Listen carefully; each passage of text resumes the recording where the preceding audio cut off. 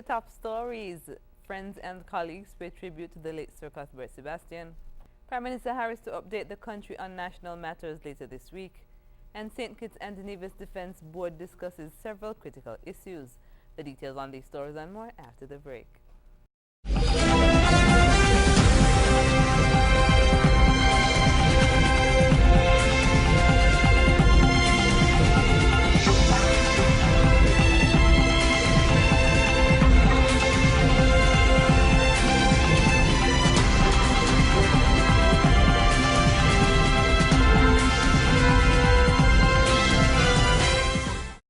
Hello and welcome to the ZIZ Channel 5 newscast. I'm Carla Barrage.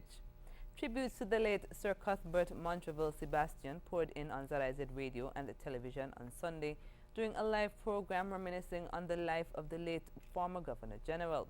The show was hosted by Ray John, and the panel was made up of friends and colleagues of Sir Cuthbert, Dr. Isben Williams, Stanley Franks, Mavis Huggins, Merlene Hodge, and Sylvia Manning. Light moments were shared among the panelists and the callers in speaking about Sir Cuthbert's vibrant personality. Remembering Sir Cuthbert in his capacity as doctor, former nurse Mavis Huggins said he was one who believed in professionalism. Great lecturer. He was one who was a stickler for professionalism, and as one nurse who was from the early 60s, as she said, he was one who also defended the nurses. So he made me go, he may be rough with them, but if there was a problem and somebody made a complaint, as long as he knew that that nurse was right, he would defend that nurse. Colleague and friend Dr. Isben Williams said Sir Cuthbert contributed greatly to the Federation's development. But I had a great admiration for Sir Cuthbert, and so when I came back, it was natural for me to, if you want, gravitate towards him and to have him share a lot of his experience. It is well known how much he has contributed to health and public health in this country. And I would like to say that alongside that, he has contributed very much to the development of the country. Health and development are very closely intertwined. Sir Cuthbert Montraville Sebastian, GCMG, OBE, MD, ED, KSTJ, died on 25th March 2017.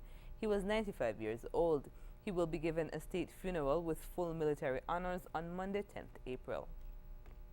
Prime Minister Dr. The Honorable Timothy Harris will update citizens and residents of St. Kitts and Nevis on important matters of interest to the public when he hosts his monthly press conference later this week.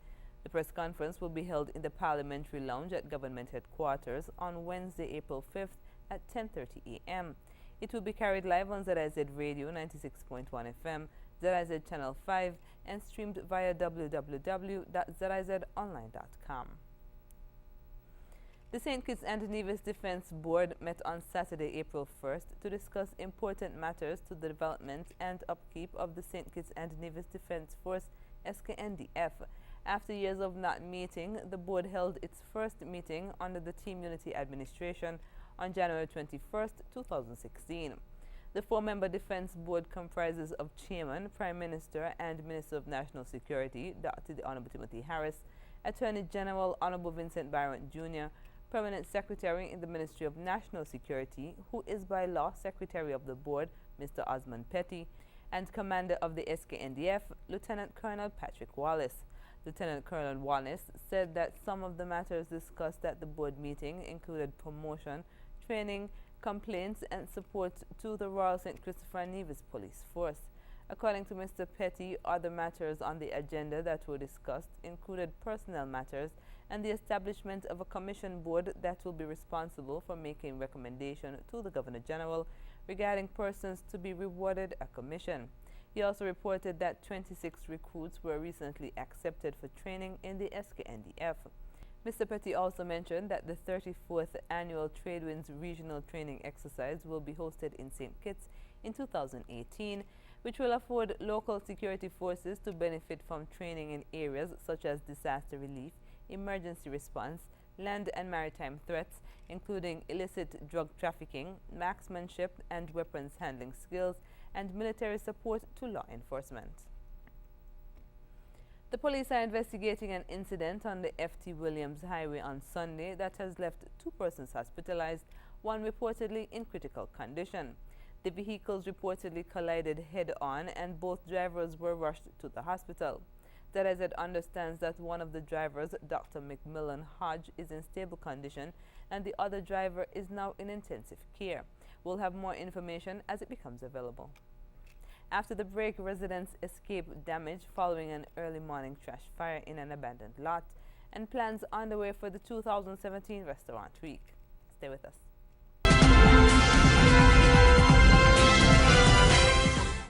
Investigations continue into an early morning fire at a small plot of land at Lower Westbourne Gut on Sunday.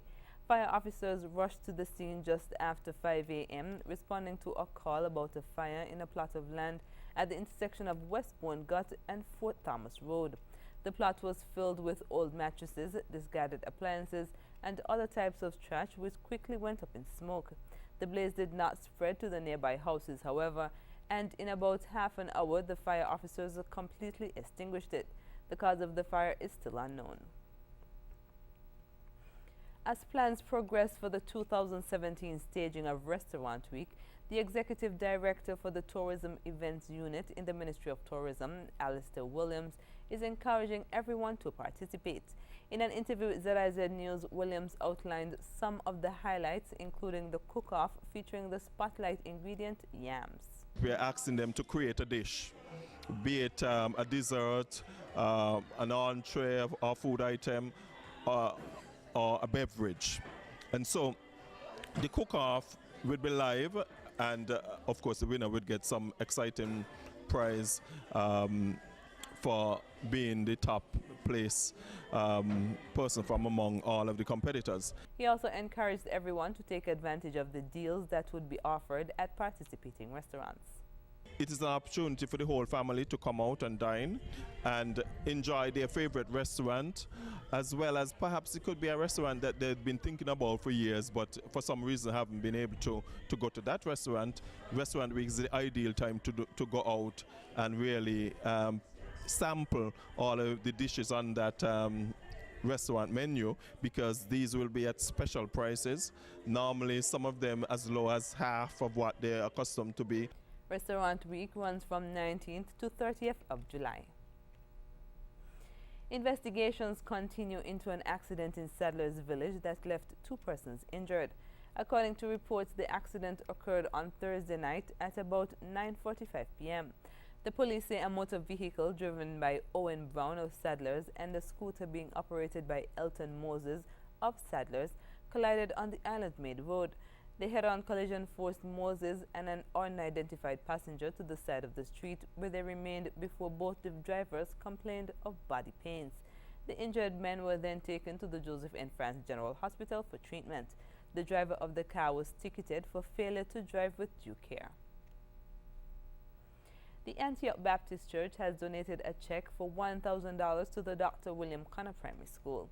During a worship service on Sunday, lead pastor Lincoln Connor presented the check to the school's principal, Valencia Sider, as a congratulatory gesture for winning the Rams Primary School Championship last weekend.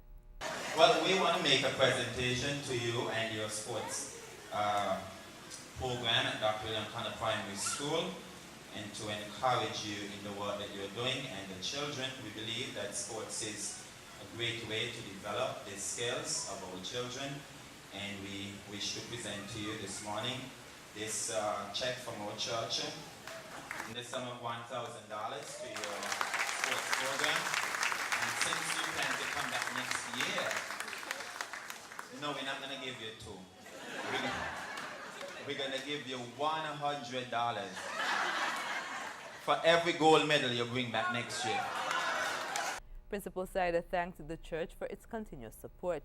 She credited the athletic team's hard work to the sports master, staff, and students, and said everyone was very happy with the results. We can extend our gratitude on behalf of myself, the staff, the sports committee, and the students. Extend our gratitude to the wider community, because although we played a major role, the community also played their part.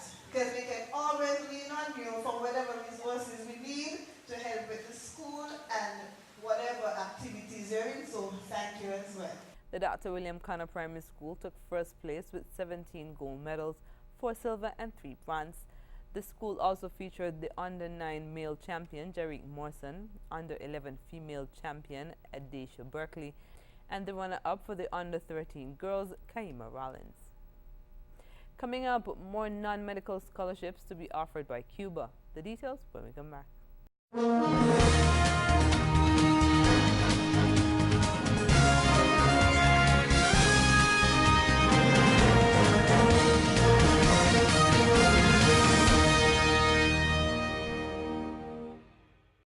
Cuba is aiming to offer Guyana additional scholarships that focus on non-medical fields of study. HGP's Kristen McClaman reports. The fruitful relations between Guyana and Cuba is set to become stronger, with Guyanese students being offered more scholarship options by Cuba in the near future. Cuban ambassador to Guyana, Julio Cesar Gonzalez Marchante, spoke exclusively with Nightly News about this. Mr. Ambassador, I know that for many years Guyana has been sending a lot of its students to Cuba to study medicine. But can you say if in the pipeline there are works ongoing for journalists to go and study, for teachers to go there, for anyone else? Yeah, no, this is an area also that is very important for our countries, to say how to contribute to form human resources. Nowadays we have, for example, contribute to Guyana with the formation of more than 750 person graduated in the School of Medicine. We believe that in 2 years we will be able to graduate around 1,000 Guyanese in the area of medicine. But also we are offering other specialties that we consider that are important in Guyana. He explained that this is integral in maintaining and further strengthening the good bilateral relations that Guyana and Cuba continue to share. So scholarships and the formation of human capital is very important. It's another area that we are just stressing with Guyana, and we are with a full disposition to continue to develop this type of program. Ambassador Marchante added that education plays a vital role in the elevation of societies, and therefore Cuba remains committed to helping Guyana in this regard. I believe that this is something that is very important to continue. Cuba continue with this program of scholarships. Reporting for HGP Nightly News, I am Kristen Macklingham. Coming up, Paraguay opposition leader shot dead by police, and Cambodia bans sale of human milk. Stay tuned.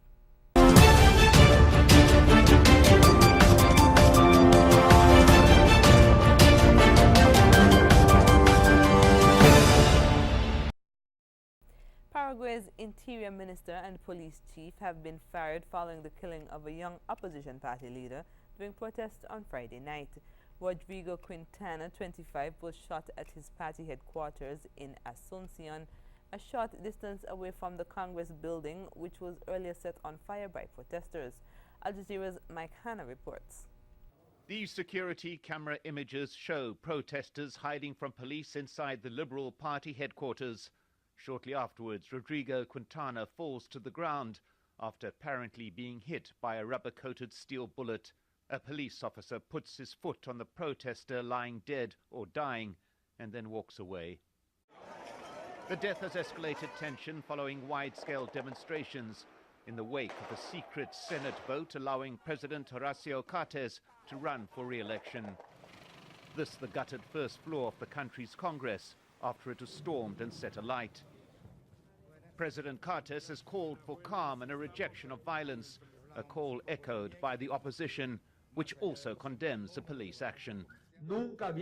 Never in the political history of the Republic has it got to the point of killing the opposition because of orders from a superior. Secondly, we condemn the aggression and the unjustified attack on various legislative authorities and leaders of political parties alongside innocent people who have been injured for making their protest or opinion known. We are in the beginning of the investigation, but it is important society know the circumstances of this death of this young man. More demonstrators are arriving in the capital as a funeral for Rodrigo Quintana takes place. The quick action against the Interior Minister and Police Chief could help restore calm, but the controversial constitutional amendment that sparked the protests remains in place. Mike Hanna, Al Jazeera. The Cambodian government has stopped mothers from selling their breast milk for fear of exploitation. but some women say this decision has left them struggling. Al Jazeera's Florence has more. Chum Sheena makes $2 a day, working in a restaurant kitchen. That's barely enough for rent and food for her and her daughter. So when she learned she could sell her breast milk and make up to 5 times what she was earning, it seemed like a good way to make money. When I started selling breast milk, I could afford to buy better food. I could eat whatever I wanted. I was healthier, so I had a lot of milk. She and other women were selling breast milk to a US company called Ambrosia Labs. They had to pass a health check and were only allowed to sell after their infants turned 6 months old. The mothers who sold their breast milk live in this neighborhood just outside of Phnom Penh. The women would go to the office, also in the same area, to express milk, which was then put into special packs to be frozen and sent to the US. The company, which operated on this street, has since removed its signboard and shut its doors after the government banned the sale of human milk. Breast milk is special. No other milk can replace it. It helps the baby grow healthy and protects it from illness. Non-governmental organizations have also weighed in, arguing the practice of commercializing breast milk exploits the poor. When women sell breast milk for money, there's an incentive to have more children, but in the end they'll suffer because they won't have enough money to raise them. But Ambrosia Labs co-founder Bronson Woods told Al Jazeera the sale of breast milk benefited mother and child. He said the only reason they continued to breastfeed their children to 6 months was because they knew that Ambrosia was an option and opted to wait for that instead of taking other jobs that wouldn't have allowed them to continue to breastfeed. For Chum Sheena, she says her and her daughter's future has been made even more uncertain because a good source of income is no longer available. Florence Louis, Al Jazeera, Phnom Penh. Up next in sports, Sandy Point holds on to inter-school championship and U.S. high schools tackle baseball injuries. Stay tuned.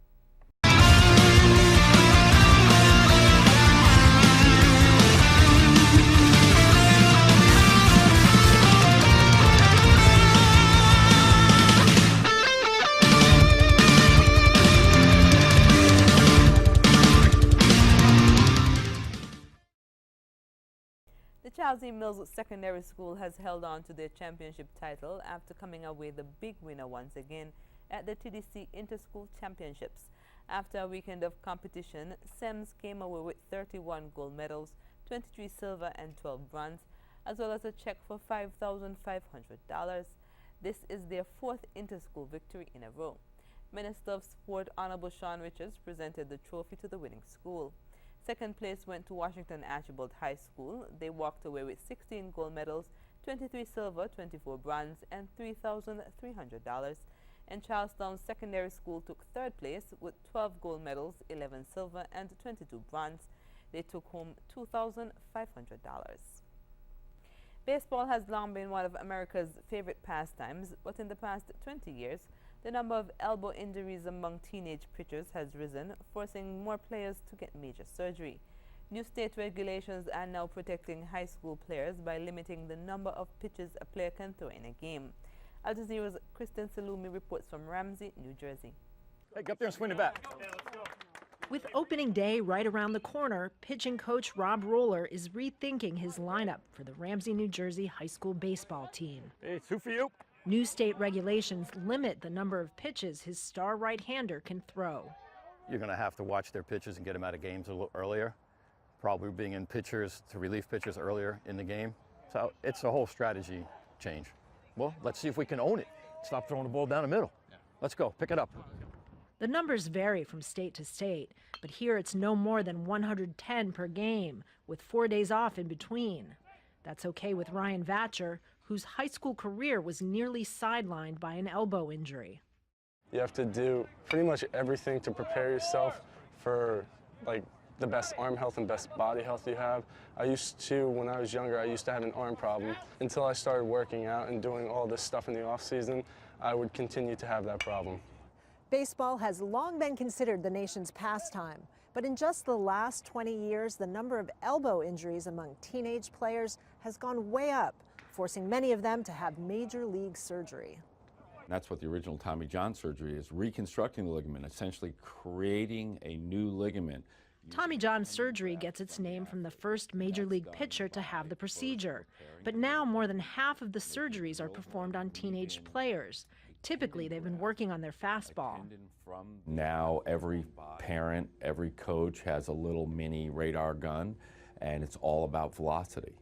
Every young pitcher I see comes in here and either he or his mother or his father tells me their velocity numbers.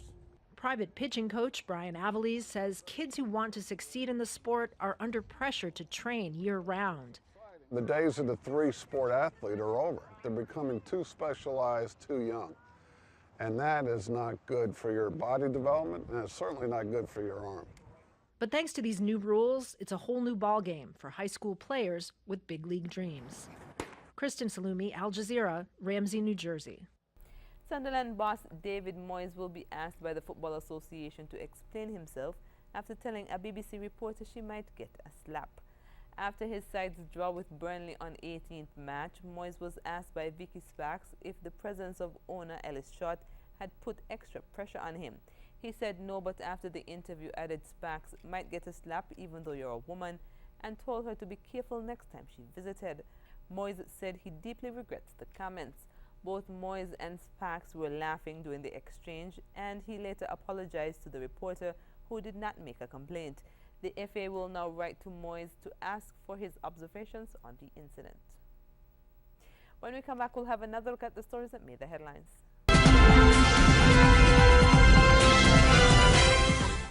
Recapping the top stories, friends and colleagues pay tribute to the late Sir Cuthbert Sebastian.